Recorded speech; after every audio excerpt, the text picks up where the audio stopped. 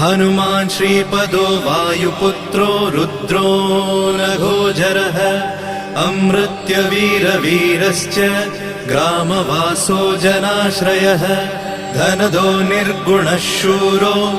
वीरो निधिपतिर्मुनिः पिङ्गाक्षो वरदो वाग्मी सीता शोकविनाशकः शिवः शर्वः परो व्यक्तो व्यक्तो धराधरः पिङ्गकेशः पिङ्गरोमा श्रुतिगम्यः सनातनः अनादिर्भगवान् देवो विश्वहेतुर्जनाश्रयः आरोग्यकर्ता विश्वेशो विश्वनाथो हरीश्वरः भर्गो रामो रामभक्तः कल्याणप्रकृतिस्थिरः विश्वम्भरो विश्वमूर्तिर्